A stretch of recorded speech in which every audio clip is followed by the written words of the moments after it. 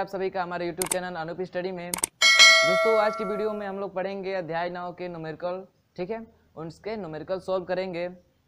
इसके थ्योरी के बारे में हम लोगों ने डिटेल से पढ़ चुका है।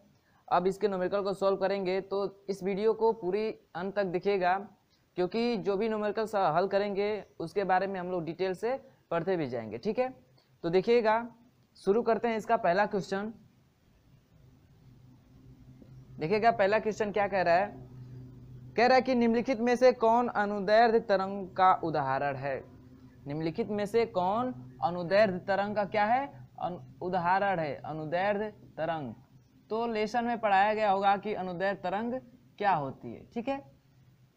तो अनुदैर्ध्य तरंगे वे तरंगे होती हैं जो तरंग चाल की, यानी जो तरंग जिस दिशा में जाती है तो उसके जो कण हो उसके समानांतर गति करे, ठीक है, समानांतर गति करे तो उस तरंग को क्या बोलते हैं हम लोग, अनुदैर्ध्य तरंग कहते हैं, ठीक है। जैसे मान लीजिए तरंग है, ऐसे आगे की तरफ मोशन कर रही है, तो इसमें जो कण होंगे इसके समानांतर गति करेंगे, ठीक है, क्या करेंगे, समानांतर गति करेंगे। तो इस प्रकार की तरंगों को क्या बोलते हैं हम लोग, अनुदैर्ध्य तरंगे। तो चलिए देखते हैं उदाहरण में कि किस तरंग का जो होता है कणों की चाल, वो तरंग गति के दिशा के लंबवत होता है या समांतर होता है। तो ऑप्शन सुनिएगा। ऑप्शन ए कह रहा है कि वायु में ध्वनि तरंगे, ऑप्शन बी कह रहा है कि अंतरिक्ष में रेडियो तरंगे, सी कह रहा है कि प्रकाश किरणें, और डी कह रहा है कि अवरक्त लाल विकिरण। तो देखिए ऑप्शन नंबर लास्ट से चलते हैं, डी से। तो जो अवरक्त लाल किरणें होती हैं ये विद्युत चुंबकीय तरंगे होती हैं, और जो अनुदैर्ध्य तरंगे होती हैं और अनुप्रस्थ तरंगे होती हैं, इनके संचरण के लिए किसी न किसी माध्यम की आवश्यकता होगी, ठीक है। तो देखिए जो अवरक्त लाल किरणें हैं, ऑप्शन नंबर डी, वो तो विद्युत चुंबकीय तरंग है और इसके लिए किसी माध्यम की आवश्यकता नहीं होती है, तो ये तो होगा नहीं अनुदैर्ध्य तरंग, क्योंकि अनुदैर्ध्य तरंग के लिए माध्यम की आवश्यकता होती है।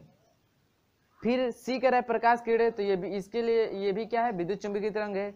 अंतरिक्ष में रेडियो तरंगे, ये भी क्या है, विद्युत चुंबकीय तरंग है। तो बचा क्या हम लोग का, ऑप्शन ए, वायु में ध्वनि तरंगे। और मैंने बताया भी होगा कि जो डीजे ओजे बजता है उससे जो ध्वनि निकलता है तो वो किस रूप में निकलता है, अनुदैर्ध्य तरंग के रूप में। किस तरंग के रूप में निकलता है, अनुदैर्ध्य तरंग के रूप में। यानी ऐसे जैसे इधर के तरफ चलता है, इसका जो तरंगे चलती हैं इसके क्या होता है, समानांतर गति करता है इसके कण, ठीक ना। तो जो पहला होगा क्वेश्चन, कौन सी अनुदैर्ध्य तरंग का उदाहरण है, तो ऑप्शन ए, वायु में ध्वनि तरंगे। तो पहले का कौन सा सही हो गया हम लोग का, ऑप्शन ए। इतना क्लियर है। चलिए देखते हैं दूसरा क्वेश्चन। कह रहा है कि निम्नलिखित में से कौन अनुप्रस्थ तरंग के रूप में गमन करती है। अब बात आ रही है किसकी, अनुप्रस्थ की। क्वेश्चन नंबर 2 में बात आ रही है किसकी, अनुप्रस्थ की, अनुप्रस्थ तरंग की बात आ रही है। तो अनुप्रस्थ तरंगे क्या होती हैं, तो ऐसी तरंगे जिसके कणों की जो चाल होती है तरंग गति के लंबवत होती है। क्या होती है, लंबवत होती है। तो इस प्रकार की तरंगों को क्या बोलते हैं हम लोग, अनुप्रस्थ तरंगे। तो देखिए अब ऑप्शन मिलाइए, ऑप्शन देखते हैं, ऑप्शन को सुनिएगा कि ऑप्शन में से कौन ऐसा ऑप्शन है जिसके तरंग गति ऐसे होती है, ठीक है।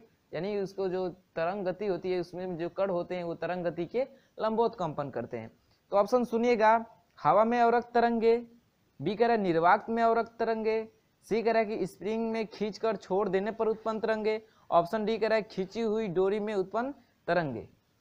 तो देखिए जो ऑप्शन ए और बी है, अवरक्त किरणें, ये तो विद्युत चुंबकीय तरंग हो गई, ठीक है, ये तो विद्युत चुंबकीय तरंगों के रूप में चलती हैं और इनके लिए किसी माध्यम की आवश्यकता नहीं होती। तो ये दो ऑप्शन तो ऐसे ही क्लियर मतलब हट गए ऑप्शन से। बचा सी और डी।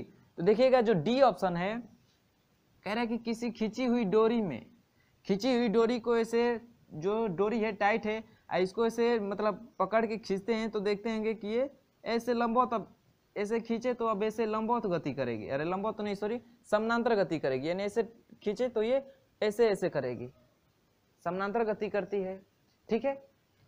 तो ये भी ऑप्शन गया। बचा क्या हम लोग का, ऑप्शन नंबर सी, यानी स्प्रिंग को खींचकर और उसको छोड़ देते हैं तो उसमें जो गति होती है वो तरंग गति के जो उसके कण होते हैं वो लंबवत गति करने लगते हैं। तो इसलिए जो ऑप्शन नंबर सी होगा दूसरे का, वो क्या होगा, करेक्ट होगा।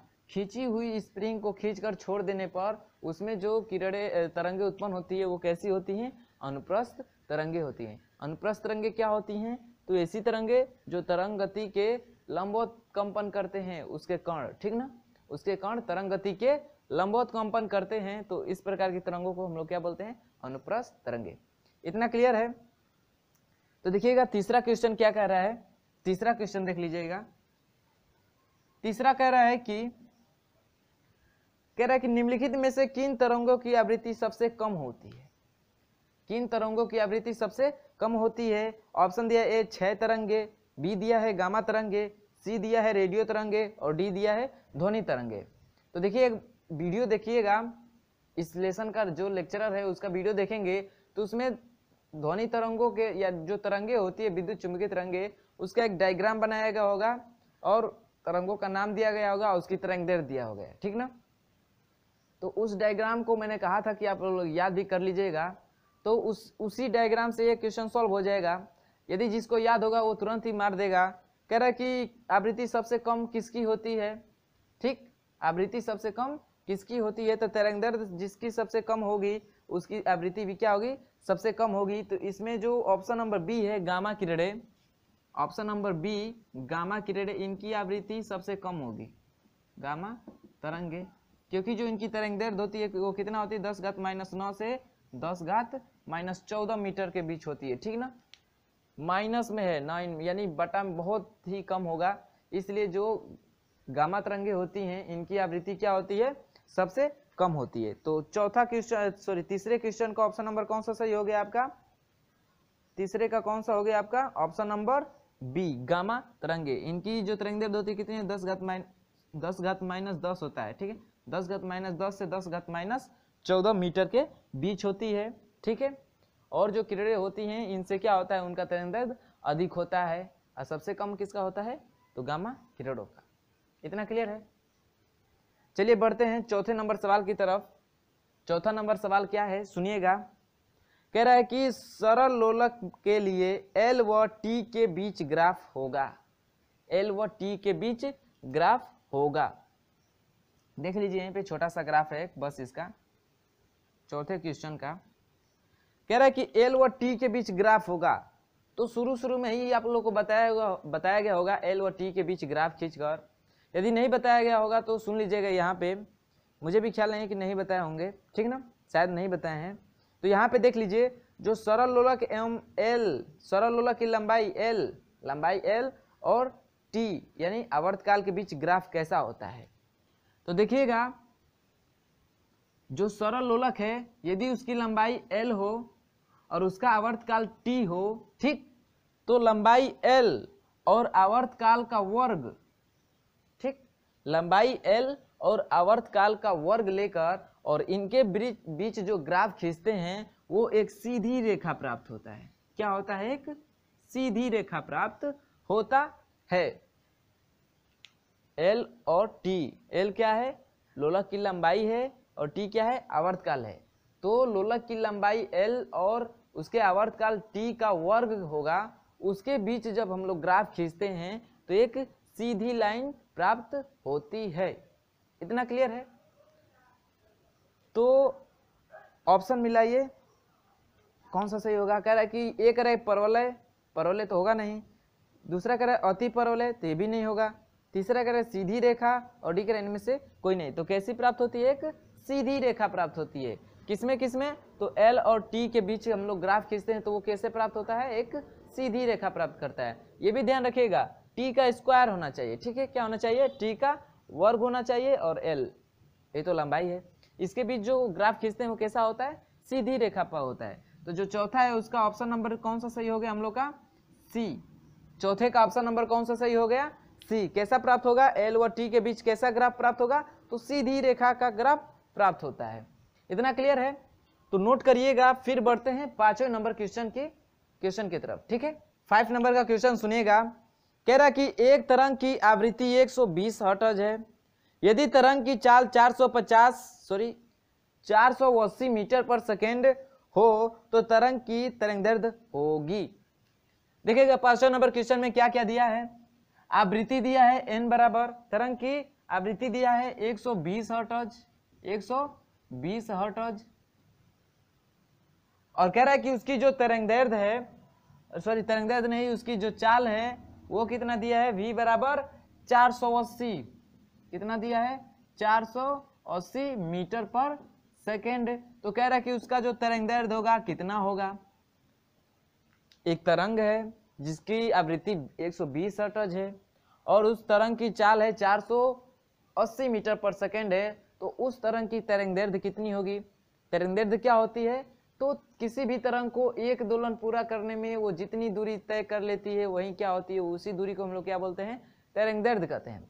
तो चलिए हम लोगों ने जब पढ़ा था तरंग की चाल तो वहां से v बराबर निकाल कर लाए थे हम लोग n इंटू लेमडा। इतना फार्मूला याद है, मैंने कहा था फार्मूला सब याद कर लीजिएगा। देखिएगा इन्हीं तीनों के बीच ये जो फार्मूला है रिलेशन बताता है वी एन और लेमडा के बीच में। ठीक, हम लोग को पूछा है लेमडा का मान, तो यहाँ से लेमडा बराबर निकालेंगे तो क्या हो जाएगा, v अपान एन हो जाएगा, v अपान एन हो जाएगा।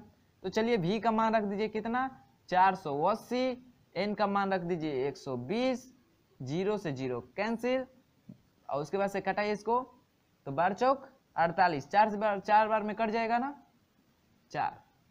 तो जो लेमडा आ गया वो कितना आ गया 4, और तरंगदैर्घ्य का मात्रा क्या होगा, तो देखिए जो तरंगदैर्घ्य होती है वो क्या होती है, एक दोलन पूरा करने में वो जितनी दूर चली जाती है यानी दूरी का मात्रा क्या होता है मीटर। तो लेमडा का भी जो यानी तरंगदैर्घ्य का मात्रा क्या होगा, वो भी मीटर होगा, यानी उसकी जो तरंगदैर्घ्य होगी वो कितना होगी 4 मीटर।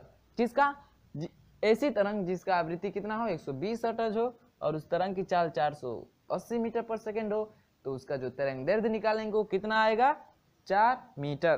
तो चलिए ऑप्शन देखते हैं, पांचवें का ऑप्शन 4 मीटर, 4 मीटर।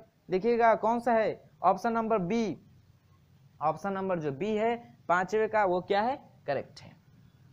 ठीक, कितना आएगा तरंगदैर्घ्य उसका 4 मीटर। इतना क्लियर है, समझ में आया सबको। ठीक है, समझ में नहीं आएगा तो वीडियो को रिवर्स करके पुनः देखकर आप समझ सकते हैं। ठीक है, चलिए बढ़ते हैं छठवें क्वेश्चन की छठवें क्वेश्चन की तरफ। देखिएगा छठा क्वेश्चन क्या कह रहा है, कह रहा है कि दो तरंगों की आवृत्तियों में एक संबंधित 2 का अनुपात है, उनके आवर्त काल में अनुपात होगा, अनुपात होगा। देखिए आवृत्ति में अनुपात दिया है, किस में दिया है, आवृत्ति में अनुपात दिया है, कितना दिया है, एक संबंधित 2 का। तो मान लेते हैं ये n1 है और ये क्या है n2 है। पूछा है किसमें, तो आवर्त काल में, आवर्त काल में पूछा है संबंध। तो आवर्त काल जैसे मान लीजिए 2 आवृत्ति है तो आवर्त काल भी 2 होगा, जैसे n1 है n2 है तो ऐसे भी आवर्त काल t1 होगा और क्या होगा t2। तो इन्हीं के बीच क्या पूछा है, संबंध पूछा है कि t1 संबंधित t2 कितना होगा। ठीक है, कितना होगा।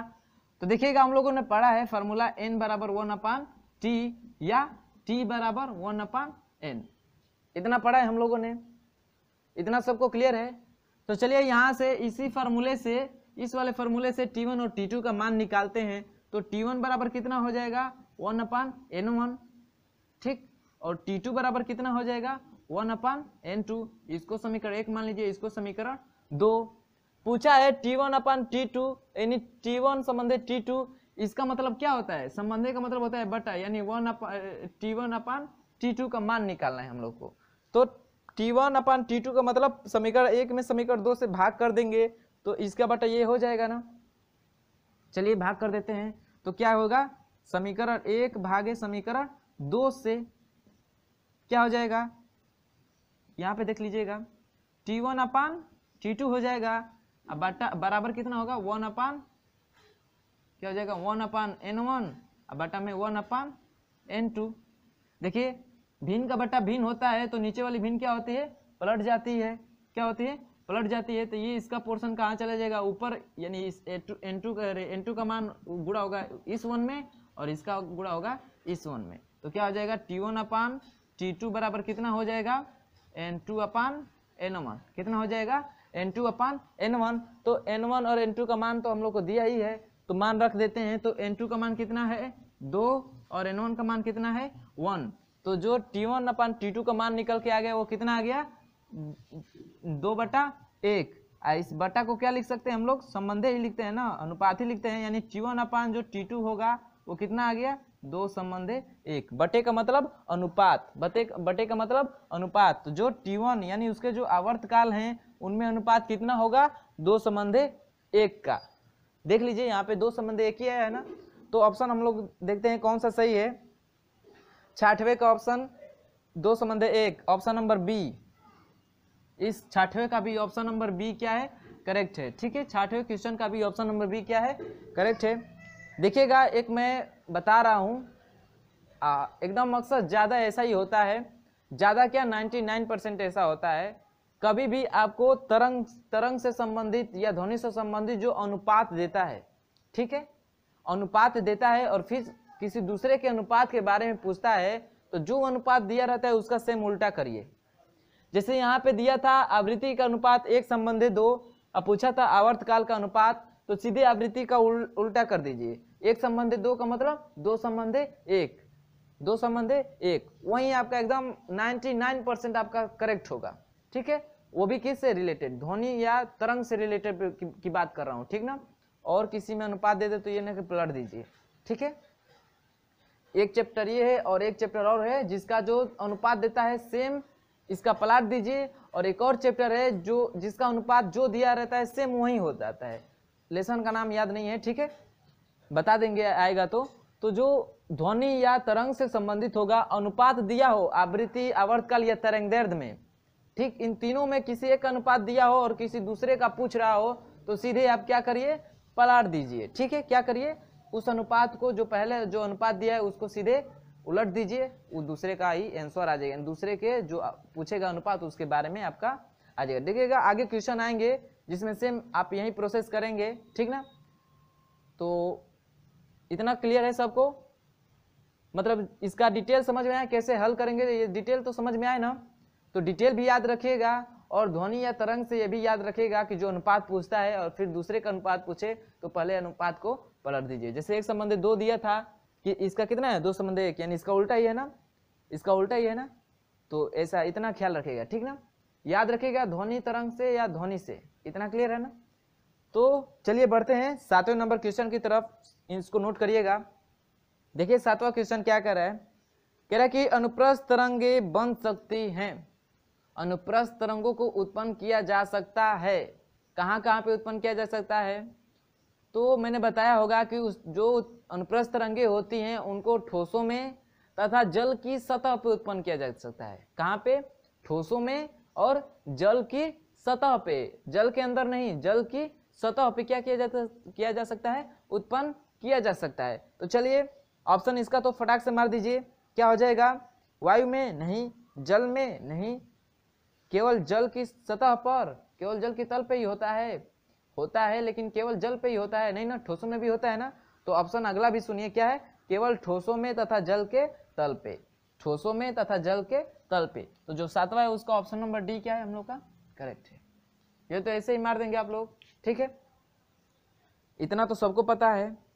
फिर चलिए देखते हैं 8वां क्वेश्चन, कह रहा है कि निम्नलिखित में विद्युत चुंबकीय तरंगे नहीं हैं, विद्युत चुंबकीय तरंगे नहीं हैं। देखिए भाई, ऐसा क्वेश्चन आप लोग ध्यान से पढ़िएगा, ठीक है, क्योंकि ऐसे क्वेश्चन में बहुत ज़्यादा गलती होती है।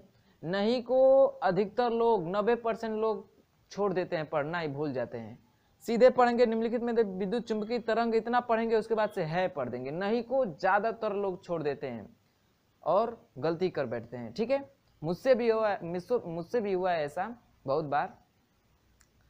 तो देखिएगा, क्वेश्चन को ध्यान से पढ़िएगा आप लोग। निम्नलिखित में से विद्युत चुंबकीय तरंगे नहीं हैं, तो विद्युत चुंबकीय तरंगे नहीं हैं, कौन कौन सी नहीं हैं, कौन इसमें से नहीं है, रेडियो तरंगे विद्युत चुंबकीय तरंगे नहीं हैं, कि पराश्रव्य तरंगे, प्रकाश तरंगे या गामा तरंगे। तो एक डायग्राम बनाया था मैंने, उसमें से देखिए कौन कौन सी तरंगे दी हैं उसमें।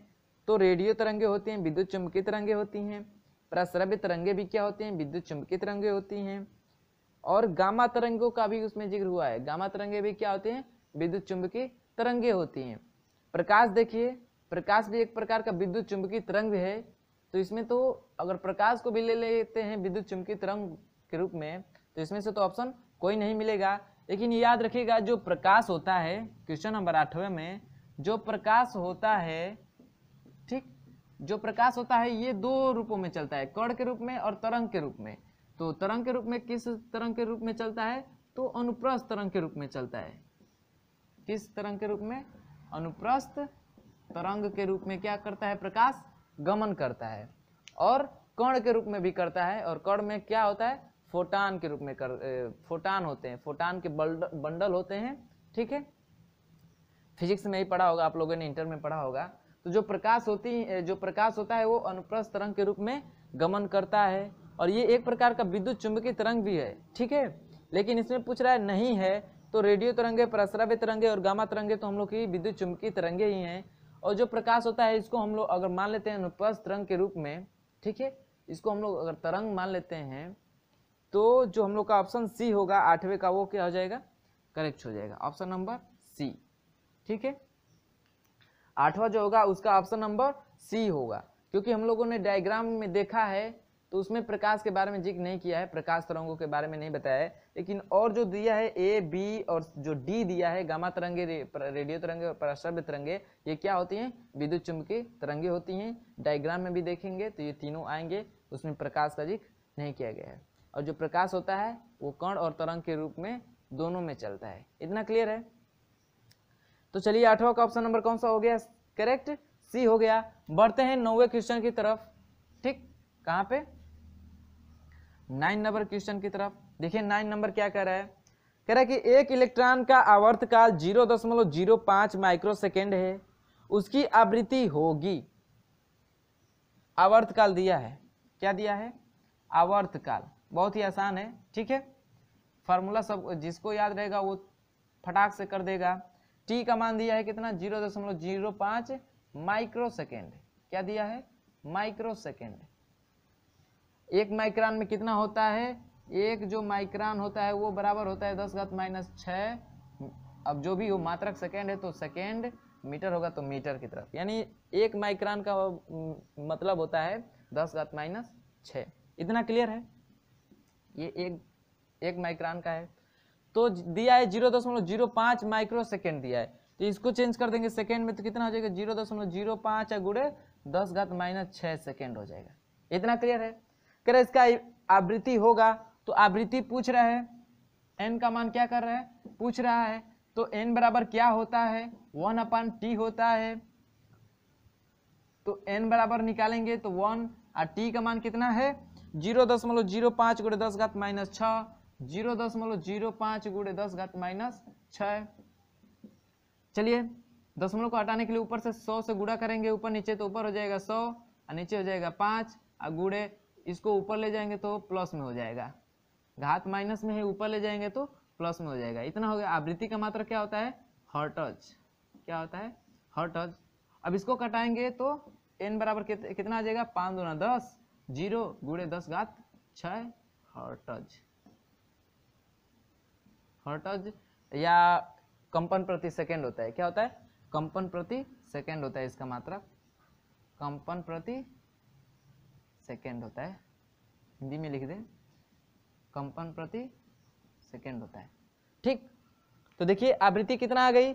आवर्तकाल इतना दिया था, इसकी आवृत्ति ही पूछ रहा था, तो आवृत्ति कितना आ गई? 20 गुणे 10⁻⁶ हर्ट्ज या कंपन प्रति सेकेंड। तो देखिए आइए ऑप्शन मिलाते हैं हम लोग, ऑप्शन मिलाते हैं। 20 गुणे 10⁻⁶, 20 गुणे 10⁻⁶, ऑप्शन नंबर बी।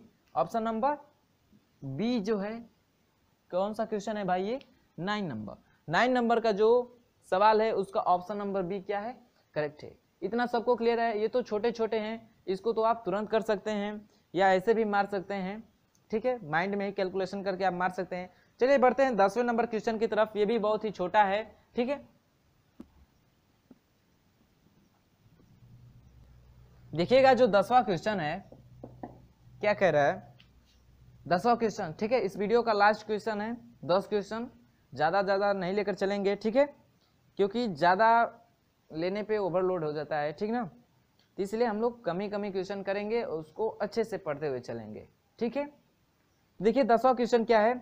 यदि प्रकाश तरंग की चाल 3 गुणे 10⁸ मीटर पर सेकेंड है तथा आवृत्ति 5 गुणे 10⁻14 साइकिल प्रति सेकेंड, या वही साइकिल प्रति सेकेंड, कंपन प्रति सेकेंड या हर्ट्ज, ये आवृत्ति का मात्रक है। ठीक है, हो तो तरंगदैर्घ्य होगी। देखिएगा ऐसा क्वेश्चन हम लोगों ने कर चुका है। कह रहा है कि तरंग क्या दिया है, चाल दिया है, v बराबर दिया है 3 × 10⁸ मीटर पर सेकेंड, ठीक। और उसकी आवृत्ति दे दिया है, n बराबर दे दिया है कितना, आवृत्ति दे दिया है 5 × 10⁻14 हर्ट्ज लिख देते हैं, ठीक है। क्या लिख देते हैं, हर्ट्ज, या क्या लिखा है, और क्या लिखा है, साइकिल प्रति सेकेंड लिखा है, साइकिल प्रति सेकेंड लिखा है, ठीक है। इसका मात्रक है। तो कह रहा है कि इसका तरंगदैर्घ्य होगा, तो मैंने बताया है क्या, तरंगदैर्घ्य आवृत्ति और तरंग चाल में जो संबंध होता है v बराबर क्या होता है, n × लेमडा। लेमडा का ही मान पूछा है तो v बराबर क्या हो जाएगा, n। और एक सवाल हम लोगों ने इसी पे किया है, कौन सा सवाल था भैया, वो सवाल नंबर बता रहे हैं अभी, क्वेश्चन नंबर था आपका, कहाँ गया भाई, क्वेश्चन नंबर 5वां, आवृत्ति और तरंग की चाल दिया था, तरंगदैर्घ्य पूछा था, हम लोगों ने इसी फार्मूले का यूज किया था और मान निकाले थे। तो देखिए इतना तो जो बच्चे होंगे अच्छे वो तो कर ही लेंगे, नहीं तो मैं भी हल कर दे रहा हूँ, ठीक है, क्योंकि कमेंट आने लगते हैं एक ही सवाल पे और दूसरा भी सवाल हो, और बहुत ऐसे बच्चे हैं जो कहते हैं कि सर उसको भी कर दीजिए, तो इसलिए मैं भी नहीं छोड़ रहा हूँ आप लोगों के ऊपर, मैं भी कर दे रहा हूँ, ठीक है, जो मेरा काम है वो मैं कर दे रहा हूँ।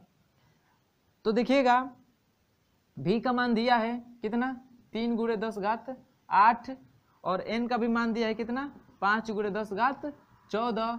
इसको सॉल्व कर लीजिए, 3 में 5 से डिवाइड करिए, भाग जाएगी नहीं ना, पॉइंट बढ़ाएंगे तो 0 बढ़ेगा, 30 हो जाएगा, अब 5 6 का 30, यानी दशमलव बढ़ाए और 6 बार भाग गई, इतना गई, अगुड़े 10⁸ है, ये भी जाएगा ऊपर तो क्या हो जाएगा, माइनस में हो जाएगा 10⁻14। और उसके बाद इस तरंगदैर्घ्य का मात्रा क्या होता है, मीटर।